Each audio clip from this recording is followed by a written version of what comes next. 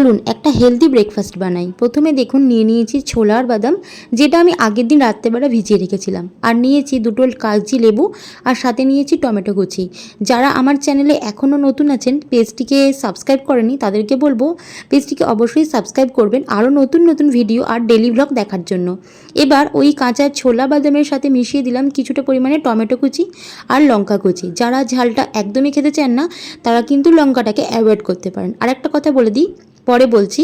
এটার মধ্যে দিয়ে দিলাম এবার ধনেপাতা কুচি আর কিছুটা পরিমাণে লেবুর রস। এটার মধ্যে কিছুটা পরিমাণে পনির কিউবকে বাটার দিয়ে হালকা ফ্রাই করে যদি মিশিয়ে খান, আরও সুন্দর খেতে লাগবে, এর টেস্টটা দ্বিগুণ বেড়ে যাবে। এবার দেখতেই পেলেন দিয়ে দিলাম অল্প পরিমাণে নুন।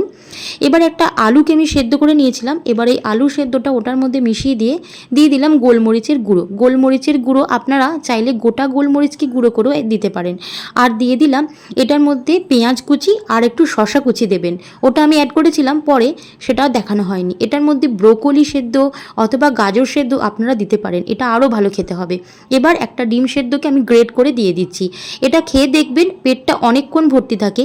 যেসব মায়েরা ব্রেস্ট ফিড করাচ্ছেন তাদের জন্য এই ব্রেকফাস্টটা আমি বলবো ভীষণ হেলদি। ব্রেস্ট মিল্ক প্রোডাকশনে এটা ভীষণই হেল্প করে। আমি তো এটা খেয়েই থাকি, সপ্তাহে 3 দিন যদি এই ব্রেকফাস্টটা খান আমি বলবো ভীষণই ভালো আর খুবই হেলদি একটা ব্রেকফাস্ট। এটার সাথে আমি কিছুটা পরিমাণে ওটসও নিয়েছিলাম।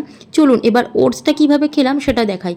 ওটসের মধ্যে কিছুই নাই, দিয়ে দিয়েছি খেজুরের বীজগুলোকে আমি ভালো করে ছাড়িয়ে নিয়েছি। এবার এটার মধ্যে দিয়ে দিলাম আমি টক দই। আর হ্যাঁ, আমি যেহেতু চিনিটা খাই না, মানে চিনিটা অ্যাভয়েড করি, তার জন্য আমি এটার মধ্যে একটু দিয়েছিলাম গুড়। গুড় তো শরীরের জন্য সত্যিই খুব ভালো। আরও নতুন নতুন রেসিপি দেখার জন্য পেজটিকে অবশ্যই সাবস্ক্রাইব করবেন আর ডেলি ব্লগ আপনাদের সাথে শেয়ার করব। চলুন আজকে সবাইকে টাটা, ফিরে আসবো আবার একটা নতুন ভিডিও নিয়ে। বাই।